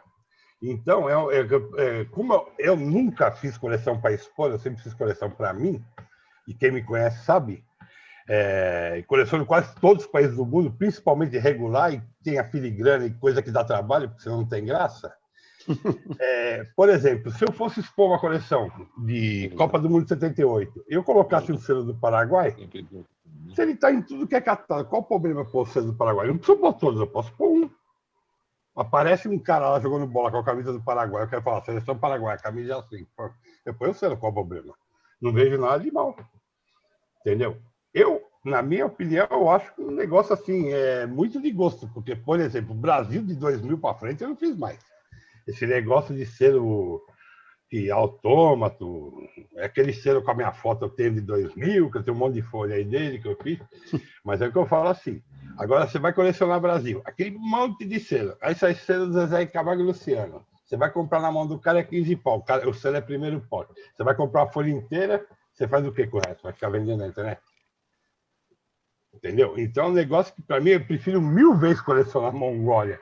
Eu acho muito mais fácil de colecionar, faz muito menos selo do que o Brasil, do que ficar com esse puta monte de selo aí que nem... E não é só o Brasil. Espanha, se você pegar antigamente, saía selo de monte. Portugal, você pegar antigamente, saía selo de monte. Tanto que eu faço cerês de Portugal, de todas as colônias portuguesas, faço Rei Carlos de todas as colônias portuguesas. Rio Muni, que nem o Glauber também falou, tem o Rio Muni fechado, era uma colônia espanhola, um país que não existe mais. DDR, é um país que tinha muito selo, tem. Quem compra o último selo do DDR, o valor mais caro, sem comprar a série inteira? Muito difícil. Todo selo vale 20 centavos, o último vale 5 contos, 10, 15. E ninguém vende sozinho. É muito difícil. É um país fechado, você consegue acabar? Consegue. Ah, mas a Alemanha não, mano. Como não? A Alemanha é um país normal, é um país que o mundo inteiro conhece, viveu em guerra, essas coisas. Então é isso que eu falo. Eu acho que cada um tem que colecionar o que gosta. Porque se você for ver, então não tem picote. Pô, se não tem picote, foi porque o país lançou o selo assim. Eu olho o site aqui, eu coleciono o selo faz mais de 50 anos, conheço selo, e gente que vende, manda zap para mim de onde esse país aí existe, não existe. Eu olho, fico atrás, tem coisa que até eu não sei de onde é, por mais selo que eu já tenha visto na minha vida, entendeu? E se eu bater o olho no selo, muito provavelmente eu sei se ele é falso ou não, sem precisar ficar olhando muito. Então é um negócio que eu falo, vai para quem gosta. Do mesmo jeito que eu faço Mongólia, eu faço Alemanha, eu faço um monte de país até 1940, que é muito difícil arrumar selo bom, né? Entendeu? Essa é a minha opinião. Se eu estou certo ou não, não sei. E é assim que eu coleciono, e é assim que eu gosto. Inclusive, Oswaldo, na minha apresentação, eu acho que você lembra, eu coloquei lá que a pessoa coleciona aquilo que quiser. Né? Isso, rótulo de cerveja. Não estou julgando sua opinião. Não. Fora isso, Pelo eu contrário. tenho 200 Kinder Ovo, entendeu? Eu tenho umas 200 marcas de cigarro, eu tenho tampinha de garrafa, eu gosto de colecionar, mas o principal é selo. E é o que eu tenho mais, tá? Há muitos e muitos anos eu coleciono selo. Só de República eu tenho 40 anos. Que hoje em dia não tem mais, infelizmente, porque ninguém quer ir lá. Essa é a parte boa da filatelia. Você coleciona aquilo que você gosta. Você não precisa dar satisfação para os outros. Você fala para mim, você faz isso? Faço. Você tem isso? Tenho. Boa parte eu vou fazendo tudo. Inclusive, Mongólia, vocês acham que é fácil? De 50 para trás, que a Mongólia saiu em 24, é sendo caríssimo. Deve ter uns 3, 4. Porque é muito pouca tiragem, entendeu? Saiu sendo bicetado do próprio correio. Então...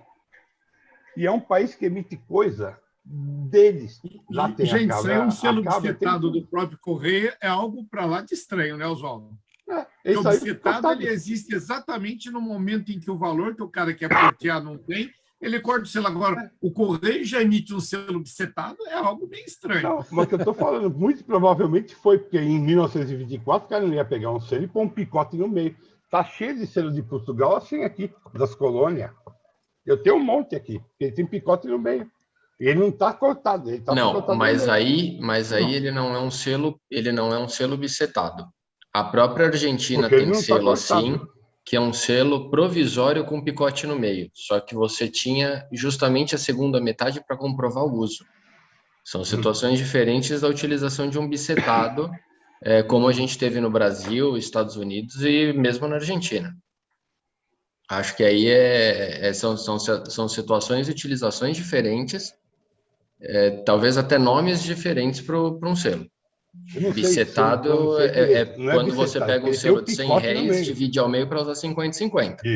Isso. Agora, quando você tem um selo já emitido com picote no meio, precisa entender qual era a utilização, qual a razão desse picote no meio. Eu não consegui saber até hoje, mas eu tenho.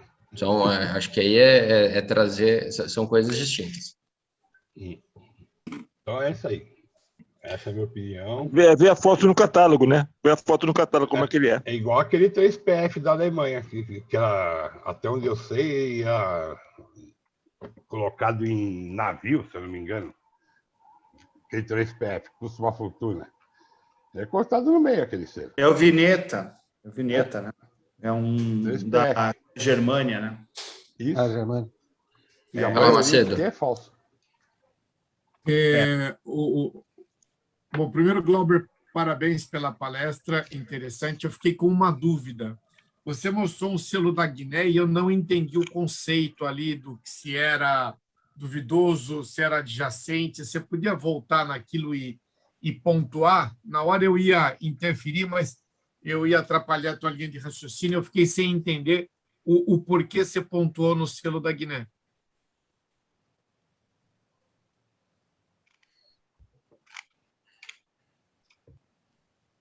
Um momento, estou buscando.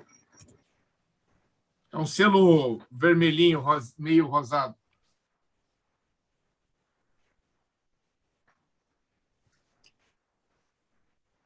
Um momento. Você acha que você passou ele?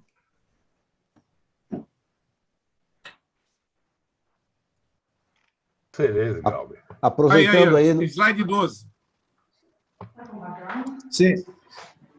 Não. Este? Sim. É. Não, na realidade foi em relação... eu falei que justamente não sabia... tanto eu precisava de ajuda para este último selo aqui da... Desculpa. Esse eu respondo. E este aqui também, né? Esse aqui.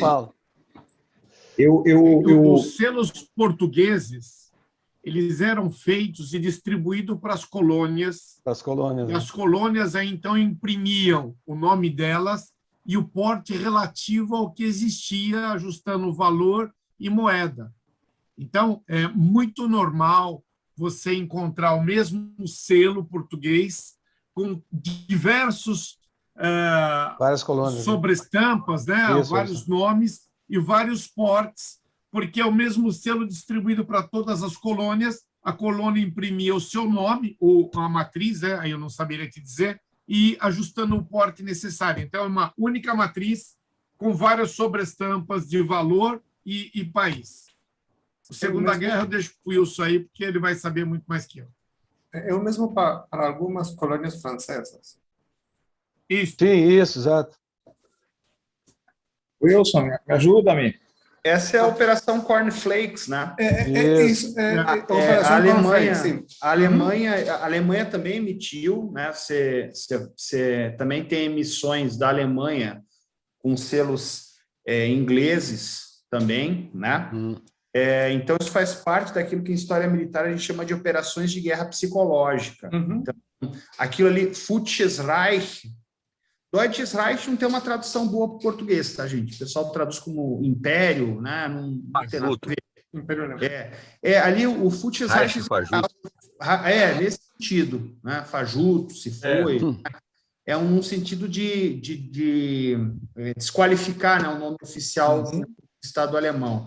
Esse material é catalogado, tá, Glauber? Se você for pegar o Michel normal, né, aquele que é o Deutschland Catalog, ele aparece, né? E no Michel especializado ele tem maior detalhamento. Você tem uma versão dessa com a efígie do Heinrich Himmler, tem uma do Goering atrás das grades, né? Então, esse é um tipo de falsificação que se enquadra num contexto de guerra e que foi incorporado à história postal do país aparecendo no catálogo. Só que aí tem um problema, como diz o meu pai, tem um festival de falsificação, né? Então, recomenda-se que quando você vai adquirir um selo desse, principalmente um de valor mais elevado, né, tenha uma expertização, né? Ele seja expertizado, porque você comprar gato por lebre é um já, né? Aliás, né, já vou aproveitar o gancho, né? Estou falando de Terceiro Reich. Tem também uma outra coisa muito importante, é quando um suposto selo é lançado de forma de fantasia e essa informação se perde e no presente ele passa a ser considerado algo original. Vou dar um exemplo para vocês. Nos anos 60, uma revista de ficção, de ufologia dos Estados Unidos, fez uma cestilha de selos da Alemanha Reich, com aqueles famosos discos voadores alemães, né? Bem alienígenas do passado, assim, né? E quando aquilo foi lançado junto com a revista, todo mundo sabia que era uma fantasia, era uma figurinha, era uma brincadeira, né? E essa informação se perde. se perde, né? E há um tempo atrás apareceu como uma emissão da Alemanha Reich, né? Então, quando a gente fala de falsificação, de emissões nocivas, a gente tem que ter um conhecimento muito grande do que você vai trabalhar, porque, por exemplo, essa informação se perdeu. Ele nunca foi emitido, ele foi lançado pela revista, né, como uma brincadeira. Para você achar essa informação na internet é um xadrez tremendo, porque você tem que ir no Google com palavra-chave, aí tu acha lá perdido, né, uma página. E aí, recentemente, o pessoal incauto, sem conhecimento específico daquele recorte da história postal alemã, um tipo de selo, né? Mas nesse caso aqui é falsificação de guerra, ele faz parte, né, de uma operação de guerra psicológica. E a primeira missão que fez essa substituição de carta é de 5 de fevereiro de 45, se não me falha a memória. É no final da guerra. Assim, sempre teve, né? Eles, durante a Segunda Guerra Mundial, principalmente cartão postal, bilhete, né? A propaganda de guerra, a guerra psicológica foi exaustivamente, ela se valeu desse tipo de material, né? Agora, tem que ter aquilo que eu sempre digo, eu acho que assim, a filatelia é um convite ao estudo, né? O bom filatelista é um bom pesquisador, ele vai adquirindo essa expertise e, como o Reinaldo falou, o jurado parte da premissa de que a pessoa sabe, né, que o que está expondo, né? Esse é o ponto importante que as pessoas às vezes têm que entender, que quando você monta uma coleção, primeiro, você é muito mais especialista do assunto do que o jurado, primeira coisa. Segunda coisa, você não pode partir do pressuposto que você não precisa descrever o material porque o jurado sabe. Se o jurado sabe, ele sabe, você tem que provar que você sabe. Então, a coleção está ali para que você demonstre para o jurado que você conhece. E, com certeza, vai ter muita pesquisa que você desenvolve que o jurado, quem sabe, vai aprender naquele momento. Então, a boa descrição, o bom conhecimento filatélico vai exatamente fazer com que o jurado se sinta fascinado, facilite o aprendizado e permita que você demonstre a ele que você conhece o assunto. Então, não é, eu sei. Então, você sabe, escreve. Não, eu acho que o jurado sabe. Então, escreve para ele saber que você sabe. Essas coisas, essa parte do conhecimento filatélico, que se desenvolveu muito, principalmente na temática, tem sido uma coisa muito cobrada, porque a coleção deixou de ser só mostrar o tema, mas mostrar também toda a parte filatélica que a coleção carrega, né? Eu digo que tem uma pedagogia aí por trás disso que é muito interessante. Qual? Existe uma pedagogia dessa coleção temática. Você tem que desenvolver essa pedagogia de apresentar o tema, descrever a peça, mostrar esse trabalho todo de investigação, que eu acho que é o grande encantamento da filatelia. Isso aí. Isso aí. É deixar só de ver a imagem, mas o que está por trás da imagem, a parte filatélica que a carta tem ou que a peça tem. Só quanto à questão lá da falsidade, quando o Luiz Gonzaga ali colocou lá no chat, fez uma bela descrição ali do que é a falsificação e do que é estelionato, no caso, né? E dentro da documentoscopia, a gente classifica, na realidade, a classificação entre documento autêntico e inautêntico, tá? E os falsos é uma parcela dos inautênticos. Então, para ser falso, ele tem que ser uma moeda corrente. No caso da moeda, né? No caso dos seus também poderia ser. Ele tem que ser um valor corrente. Deve ter valor legal hoje. Já uma célula de 50 mil réis lá falsificou. Não, aí é estelionato. É outra tipificação, né? É outro crime. Não falsificação. E para o selo, acho que é a mesma coisa, não poderia também aplicar esse conceito, né? Apesar de chamar de falso para enganar o correio, falso para enganar os filatelistas, na realidade é isso, é autêntico ou inautêntico. Alguns, eventualmente, vão ser falsos porque os selos estão em uso corrente, né? Mas isso aí, Luiz. Obrigado, está bem explicadinho lá. Temos aí mais 4 minutinhos, então, Arthur, diga lá. Sobre a falsificação, eu tenho observado uma coisa interessante que eu basicamente faço somente Brasil e Itália, e especialmente colônias italianas, ocupações, período Segunda Guerra Mundial ou anteriores, e muitos selos desses períodos, os selos novos, ou sem goma, sem ser circulados, eles têm um preço razoavelmente mais baixo. A maioria dos circulados, com carimbos nítidos, eles alcançam realmente preços bem mais altos. Eu vejo isso no catálogo Iboli, principalmente no Iboli.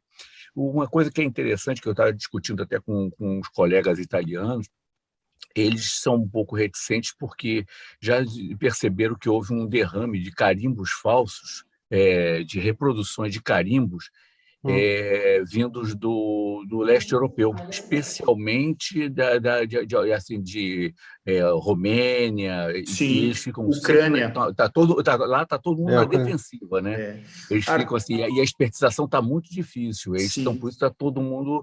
Isso aí realmente também é outra coisa que está ficando muito séria, para poder supervalorizar o selo.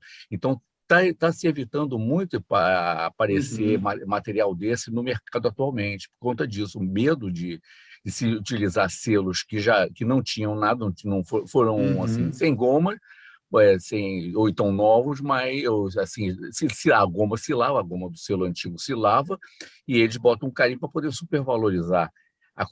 Tem acontecido isso e eu fiquei muito preocupado com essa história, entendeu? Tá sendo uma coisa bem recorrente mesmo. A espertização tem que ser necessária, mas está difícil também.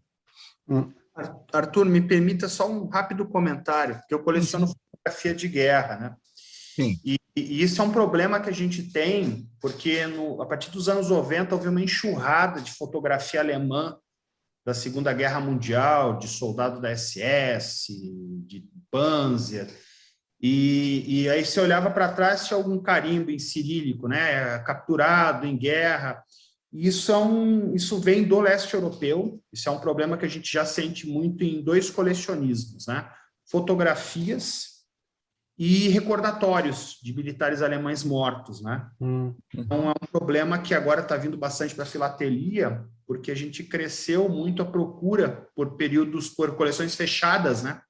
Sim. Em que o selo usado ele tem um valor muito maior, né? Berlim, por exemplo, o selo usado vale muito mais que o selo novo, né? Boêmia e Morávia. E aí tem que espertizar, mas é difícil. Realmente é difícil espertizar. Isso que você falou também, falando em Alemanha, eu estava conversando até com os colegas, não sei se já repararam, a explosão, ninguém falava por exemplo, de selos da Heligoland, por exemplo, que foi um território alemão antigo, Silésia Oriental, Rússia. De repente, do nada, começou assim, a aparecer um monte de selo desse tipo. Vocês já repararam isso? É cisma minha, é implicância minha. A maioria dos leilões está aparecendo assim, toneladas métricas disso. É estranho, eu acho um comportamento assim, meio esquisito. Não era para aparecer tanto. Um macete que a gente usa, no caso de fotografia, assim, quando o santo milagre é bom demais, o santo desconfia. Se aparecer, por exemplo, um documento de um oficial cossaco da SS lá na Ucrânia, é falso, porque esse documento, se tivesse, ele era destruído, né? Essas fotografias mais quentes, SS, correspondência com carimbo da SS, se o cara fosse pego com isso, era sentença de morte. No ato, não tinha perdão.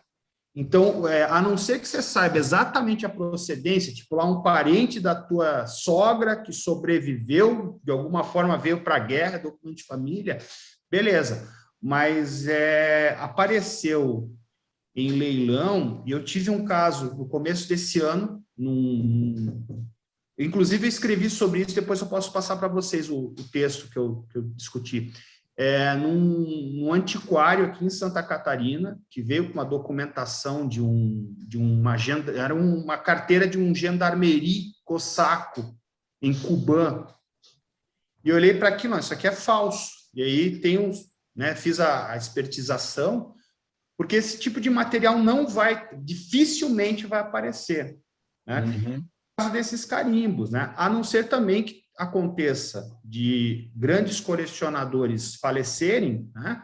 E as coleções se vão. Em Joinville, a maioria dos grandes colecionadores de Alemanha já faleceram. Então, você tem uma entrada no mercado, né? Dessas coleções. Uma coisa você falou, né, outro ponto também, essas correspondências, documentação, até isso também foi conversado com dois colegas italianos. Eu até comentei com ele, porque aqui no Brasil é comum, por exemplo, você vê em leilão cartas da FEB com carimbo, carta de censurado, isso aí elas são reais, essas daí são verdadeiras, são todas veras. E essa censura existia, tanto em todos os países aliados, essa coisa existia. Eu, comentando com eles, havia essa censura também na Itália. Na Itália, na época das ocupações italianas, principalmente no norte da África e nas ilhas do Egeu, nas ilhas gregas. O que aconteceu foi o seguinte, isso aí dificilmente, eles explicaram para mim, vai ser muito difícil alguém encontrar essas cartas, porque as famílias mantêm isso como acervo pessoal. E dificilmente, mas muito, muito, muito difícil mesmo, eles passam adiante, negociam ou qualquer coisa. Sempre vai por herança para alguém na família. Eles não vendem. São muito apegados, a letra do parente, realmente está associado a alguma outra coisa. Então, normalmente não sai. Não sai, e falaram mesmo, isso aí, em documentos de guerra mesmo, é muito difícil. De outros países é possível, mas o italiano é muito apegado a essas coisas, então é bem complicado conseguir. Até a minha própria mentalidade deles, né? Bom, e pelo avançado da hora também eu queria aproveitar e agradecer a todos, agradecer a participação de todos, a presença de Maurício Merria também, participando de fora. A gente teve mais um de fora, mais um do Peru, um colega do Peru, mas ele já não está mais. Bom, de toda forma, agradeço também a todos os brasileiros espalhados pelo Brasil. Muito obrigado pela presença. Glauber, muito obrigado pelo papo, por levantar esse assunto para a gente. Obrigado, Glauber. Por trazer essa interessantíssima discussão e que eu acho que terça que vem a gente vai continuar nesse debate. Então, terça que vem a gente tem mais um tempinho. Sábado não tem leilão. Não, sábado a gente tem o encontro aqui em São Paulo, o encontro de comerciantes, e o lançamento da filigrana, da segunda, do número 2 da filigrana, o estudo dos aerogramas, um trabalho do Macedo, do Miguel, que não está aqui, e meu.